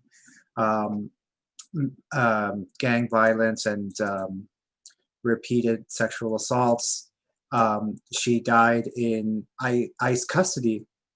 And we have to remember that Biden and Harris have not promised to do anything regarding these camps. In fact, these were created by Obama, many of these camps. And so when we're going to be looking forward to a Biden presidency, is that we have to understand that at the core of it, this talk isn't to just say, we're so smart, we're Marxists, we have a better analysis of this issue. It's to understand that this is not a new problem, that Trump didn't create the problem of femicides, and that this was very much tied to the needs of imperialism in Mexico, very much tied to the need of lowering wages on the working class by forcing women to work more, and also conforming people to a particular type of gender roles in order to make them exploitable for profit. And this is the question we fundamentally face. And the epidemic of femicide, the epidemic of transgender and gender non-conforming violence, or violence against these people. In 2020, we have at least 28 murdered this year who were murdered just for being transgender. And this is to the point where in the US, trans panic, that is illegal defense. And what I mean by that is, you can say that if you thought a person was trans when you didn't expect it, you can legally claim it as a defense against criminal actions against murder to lower your sentence. This is the absolute insanity of it. And ultimately, why is it tied to the capitalist system? What are the demands of trans people? To be essentially given the democratic right to be alive, which I don't think is asking too much, and as well as live the life that we think is valid and an authentic expression of us, which doesn't really impact anybody else. And to this point, what we would need is healthcare, which everyone in the working class needs. And so a universal healthcare system that includes gender affirming care would be a benefit for the entire working class. And then, of course, questions like access to bathrooms. This is a big question. And obviously, the right-wing conservatives will point to us like, these people are going to come and assault women, which is rarely been the case. I can't think of a single example of this happening, but I can cite many examples of the opposite happen, of trans people being assaulted by primarily cisgendered men, to kind of counter that point. But at the end of the day, that question of restrooms, having gender neutral restrooms, it's a question of investing in the needs of society. And this is something that capitalists don't want to do because that eats into their profits. And going on from there, the majority of questions of how to resolve the questions of trans oppression is ultimately, all tied to democratic oversight of our workplaces as well. Because if you consider a lot of the pressures on trans people, you either have to deny who you are in order to get work, or if you express who you are, you're often fired for doing that.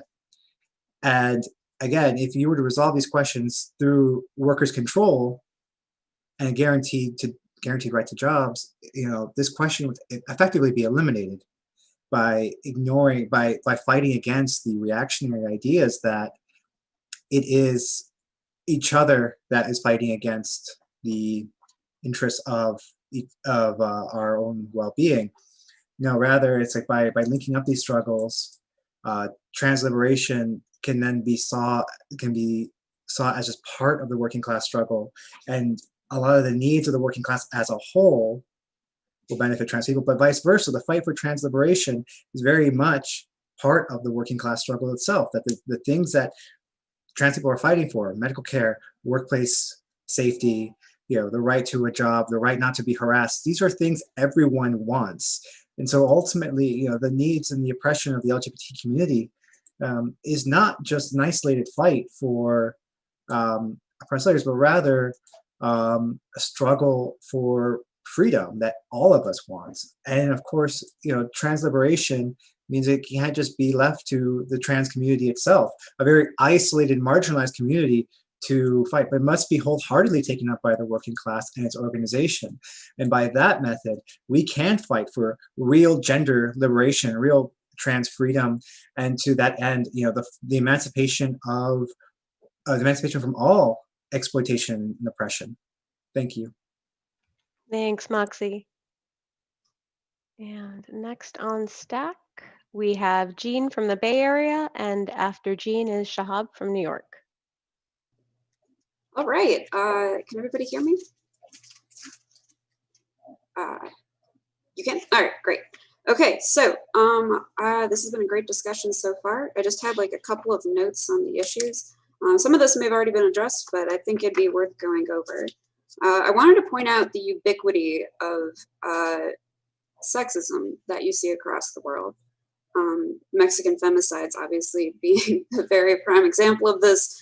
And you also saw like reports of sexism throughout the Me Too movement, which like especially had a wave in the United States.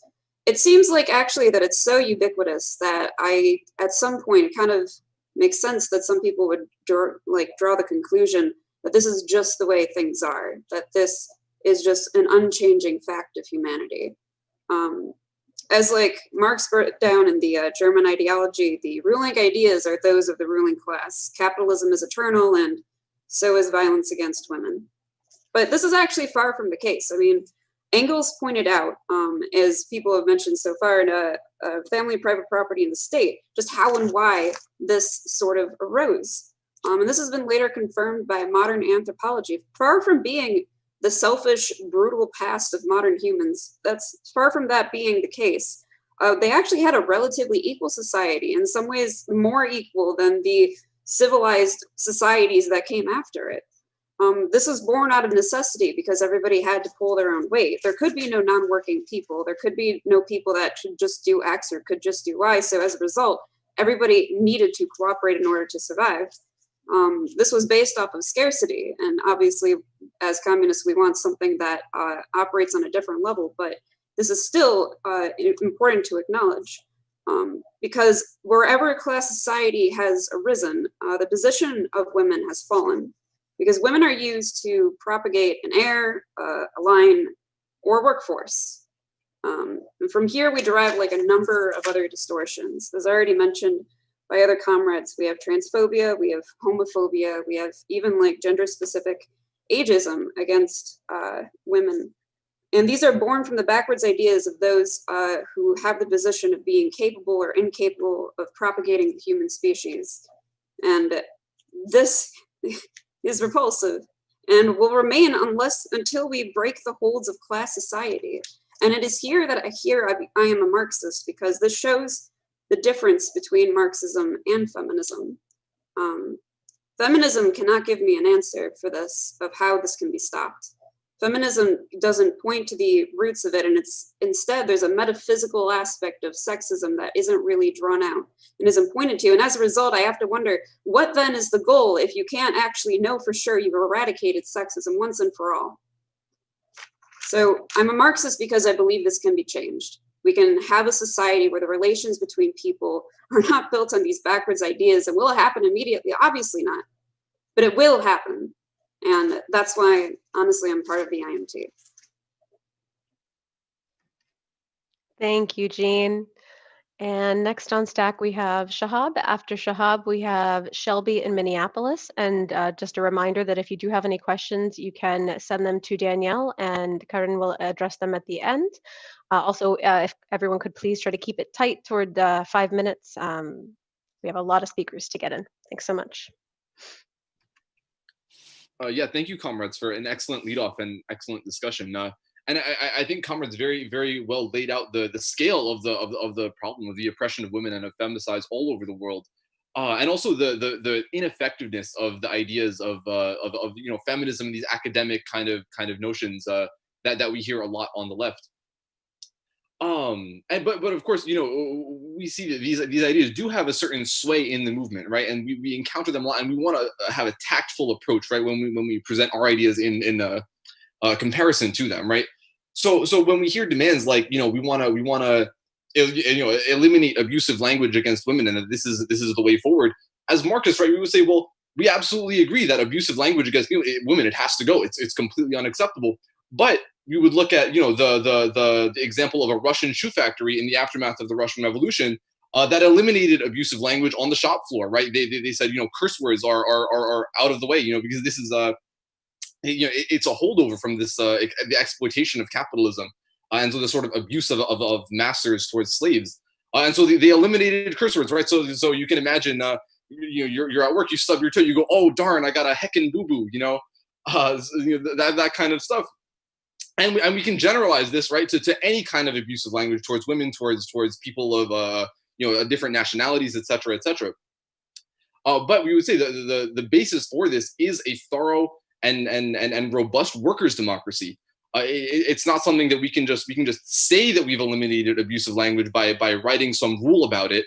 We have to actually have a basis for it in a workers' democracy. Furthermore, things like we hear, we have to teach our boys better, teach our children better. As Marxists, we agree. We have to start young and eliminate the prejudices that have been held over from the history of class society. Start at a young age, right? But we would point out that actually the main place where children are educated is not within the family, but in schools, in public schools in particular, right? And so if we want to do better education of children, to eliminate these kind of holdovers from a class society, well, then we need democratic workers' control of the schools. Very, very, very straightforward. Other things the comrades mentioned, like the way in medical science, right? There is a prejudice towards like female bodies. A lot of the things are focused on male bodies, like heart attacks, for example. I'm sure comrades have heard that the symptom of a heart attack is like shooting pains in your left arm. I've never had a heart attack, but apparently it's different for female bodies. It's like a real issue that women will go to the doctor who are having a heart attack. They'll say, doctor, I'm having a heart attack. I have a pain in the back of my throat, and the doctor says, no, you're not having a heart attack. Here, take a Tylenol. And then she dies in the doctor's office because he just didn't believe that she was having a heart attack because it contradicted the medical training that he received. Well, we would say, yeah, absolutely. We have to question all of the scientific categories, all of this stuff. But that requires the setting up of teams of scientists, to fill in the gaps left by science under capitalism, with the best funding, the best equipment. Well, that's not going to happen under capitalism because of the profit motive. So if we want to do this, which as Marxists we absolutely agree that we need to correct all of the scientific mistakes that have been made. We want to have the best ideas, best science in the world. Well, we need the best funding, the best research equipment, the best all of this stuff. That requires a workers' democracy. That requires the control of science in the pursuit of the best interest of all of humanity, rather than in the interests of profits. And that's why we emphasize that the working class needs to be the one to take power and to direct this change. And I'll leave my comments there. Thank you, Shahab. Next, we have Shelby, and after Shelby in Minneapolis is Oscar in Las Vegas.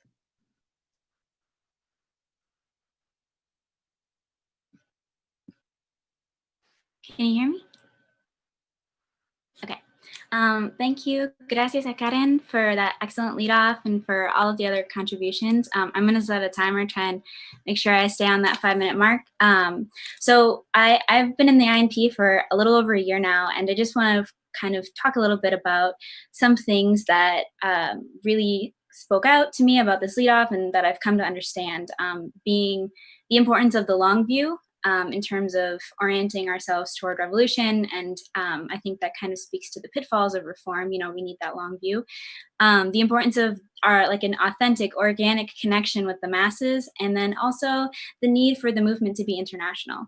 So Karen gave some excellent examples of how the protocols that attempt to protect against gendered violence, while they are progressive when women are being murdered, they're not really a solution in itself. And it's kind of absurd when you say it out loud to think that putting some protocols in place without changing the material conditions of the working class, and trying to change the minds and trying to encourage people to change their language. It's just crazy when you say that, to think that that would actually stop this kind of horrendous acts from happening, because the people who are committing some of these acts of violence are also being exploited by the capitalists. And it's kind of like, we've already heard some analogies about, you know, needing to cut out the cancer, but it's like trying to heal a cut on an arm when the arm itself just needs to be amputated. It needs to be taken off. And so it's just like a fruitless Sisyphean effort where you're pushing something up a hill that's going to keep rolling back down at you. However, despite all of these facts, something that I think is really important, and yesterday in one of the sessions, a comrade, I think it was Andre, mentioned, like, just because we recognize that the reforms don't solve the problem doesn't mean we cut ourselves off from the groups who are attempting to make people's lives better. And that's essential for winning people over. And I mean, before I was in the IMT, I was frustrated and finding a dead end in feminism. And there are millions of people who want to revolutionize our system, our world, and just don't know where to look. So like, that brings me to like that raw connection to the masses. And I lived in India for 2 years and recently in the Dominican Republic for 2 years. And so although I didn't experience the exact same kinds of oppression as women of color in those places, I got to see a really different perspective. And it also was one of the reasons that I started questioning feminism itself. And again, this is also tied directly to the importance of, like, if there are groups who are working to have halfway houses for women, obviously those aren't going to solve the problem. But if those groups have revolutionary ideas, it certainly could help our organization build, for us to be honest and like critically support those groups, and to say, like, hey, we're here, we stand with you, we stand against femicide, we stand against racism, we stand against oppression of trans people, LGBTQ people, because then when those people who are really, really close to making that switch, to having the light bulb flick on in their minds, when they see that our organization was there standing in solidarity, they're going to know where to turn. So a couple quick examples. Okay, I've only got a little bit left. So a couple quick examples. In India, their abortion, and in the DR, abortion was illegal, but it didn't have the same, I don't even know exactly how to put my finger on it, but when I understood more about the context, I realized how feminism, especially the movement in the United States, was really problematic, because here we fight for the right for people to be able to have abortions, because that's important, to have the choice for your own body. But it was illegalization of abortion in India was a measure to protect women, because the lives of women were valued so little that they would squash their lives before they were even born.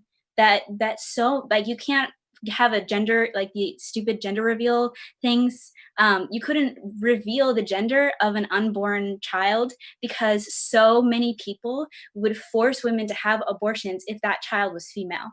And like, that's femicide itself before the fetus is even alive. so that's an example. When I realized that in India, and I thought about the feminist movement for the right to have an abortion, I was thinking, well, that doesn't even make sense. And people who don't have this international perspective also tend to see other countries with like almost a barbaric view, without taking the time to understand what's really going on. And if we want to win over the masses, and if we want to actually revolutionize the world, we need all of the women, and especially women in countries like India. There's my time. Thank you very much for all of these great conversations and for your great lead off. Thank you, Shelby. Next on stack, we have Oscar in Las Vegas, and then our last contribution will be from Stanton in Philly. Thank you, comrade, and thank you so much, Karen, for that great lead off and for everyone's contributions.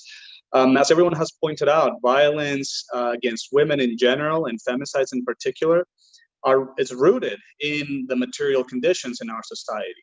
These are conditions of poverty and precarity, which leave vast layers of women and children completely vulnerable to sexual exploitation and violence. And we know the bourgeois state has no interest or incentive in protecting these layers of the population. We're talking about conditions of economic dependence of women on social bonds that represent a clear danger of violence and death that they can't escape. And again, the bourgeois state is incapable of addressing this, which is just part of the very basis of bourgeois society. And we have a deepening crisis of capitalism, which is only exacerbating all of these conditions that lead to violence against women, and becoming more common, even in places where it wasn't as much. So even though domestic violence has always been a problem, for example, here in Las Vegas, recently there was a case close to home of a femicide. The cousin of a former coworker of mine was a victim 2 months ago of murder. And the main suspects are linked to a sex trafficking ring in Las Vegas that crosses borders with Mexico.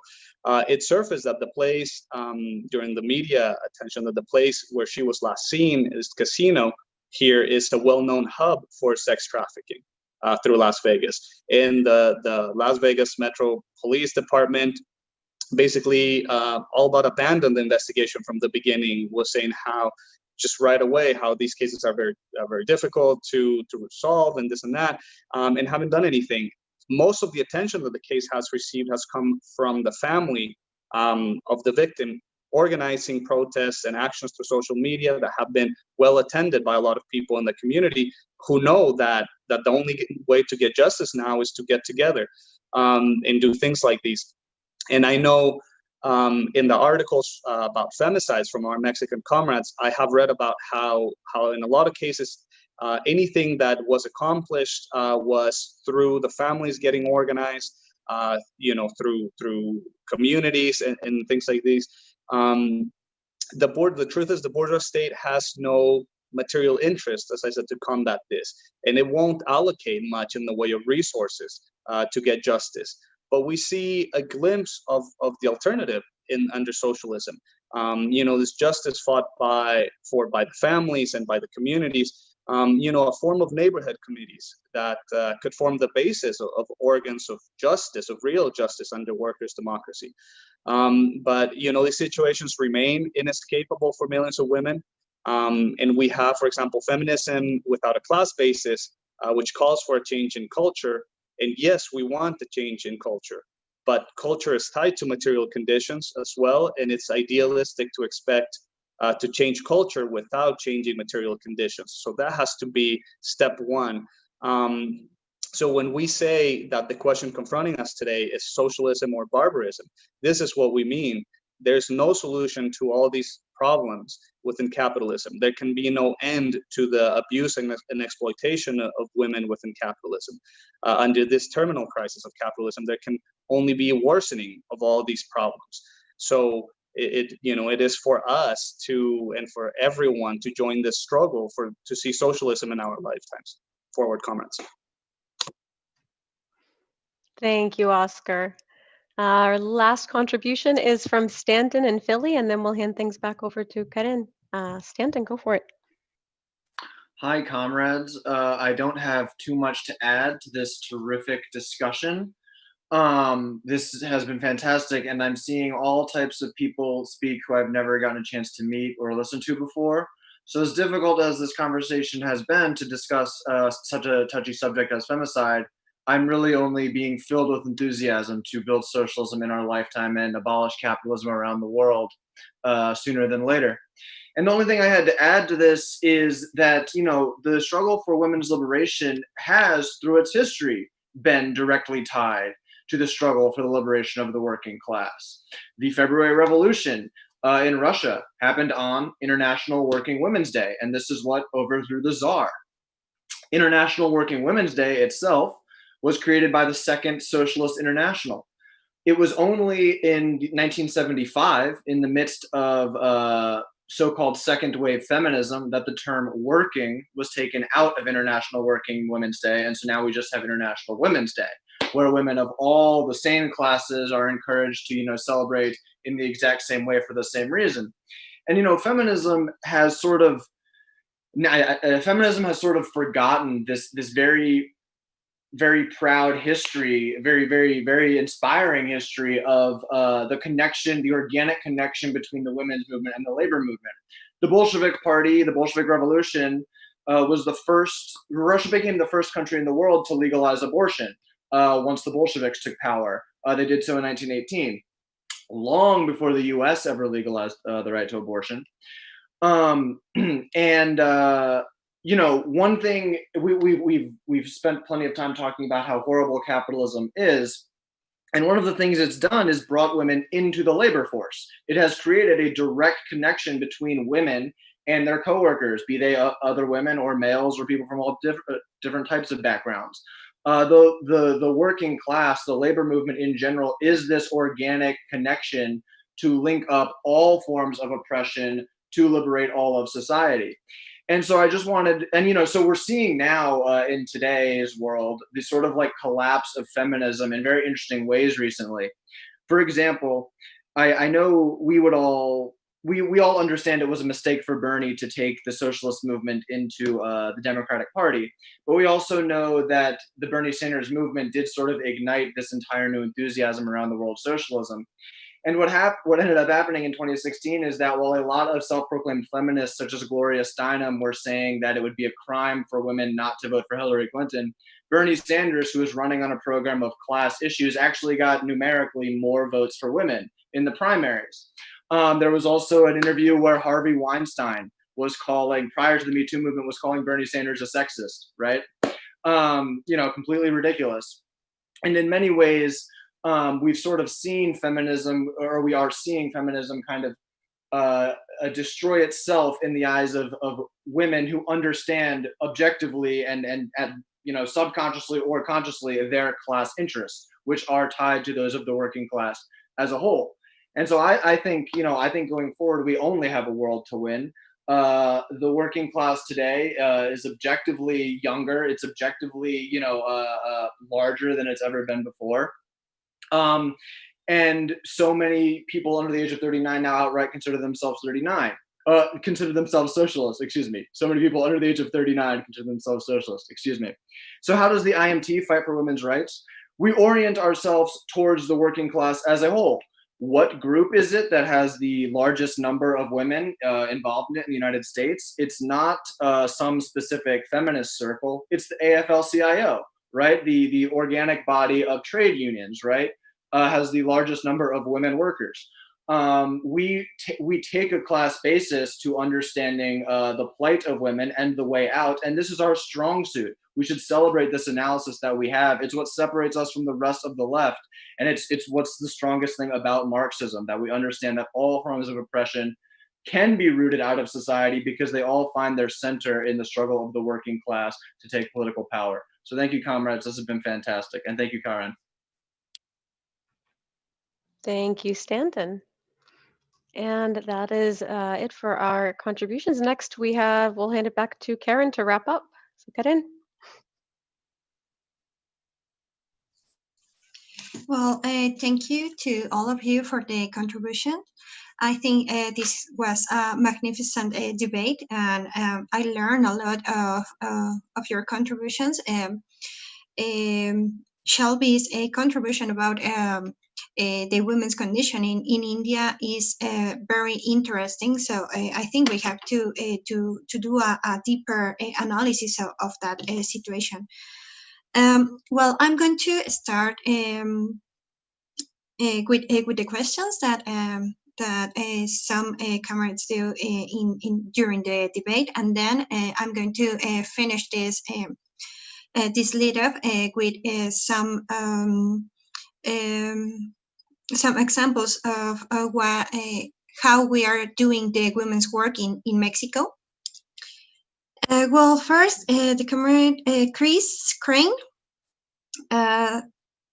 He's asking about the direct actions of the in the movement, and well, we have to say that the anarchist tendencies are very strong in the women's movement, and these direct actions are very common in all the women's demonstrations, but this kind of acts is not a call for organization, workings, militias, or something like that. That's not the way they do them. They call just women to join their actions, and their anarchist friends also. But I think that yes, it is necessary to organize the working class with the women's movement in defense councils to protect themselves from violence. It is if the states can't protect us, we have to do it. And this is part also of our women's program, and we are fighting for this kind of organization in Mexico. Also, Rob Wilson asked about the indigenous question, and if the feminist movement is involved with the indigenous question. Well, we have to say that the intersectional policies are also present in the women's movement. So it is divided. There are some feminist indigenous groups, and well, they fight and they organize like if they are in different struggles, and that's a mistake, because we have to understand that the indigenous causes, that the indigenous demands are also against the oppression that generates the capitalist system. So we don't have to divide these kind of struggles. We have to join the struggles, and we have to fight together as an oppressed class against the capitalist system. And well, the last question we have is from Rokaya Mumu.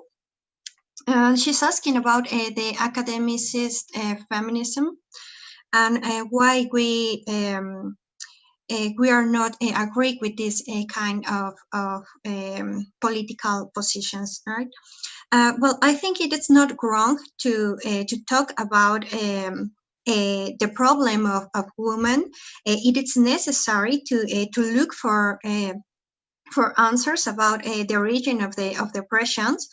But the problem is that the academic feminists are not considering the class struggle in their analysis, and they have an important mistake when they focus the struggle against the patriarchy, and just that, because the patriarchy was a direct consequence of the origin of the private property and the class division. So a theoretical mistake can generate wrong conclusions and a wrong struggle methods, right?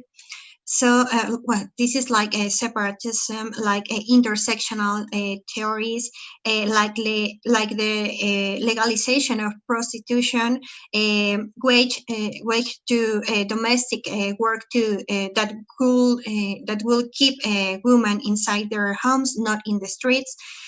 Fighting for their emancipation. So this theoretical mistake can ruin the complete movement of women, or can divide this movement, and we can allow this kind of ideas inside the movement. We have to fight back those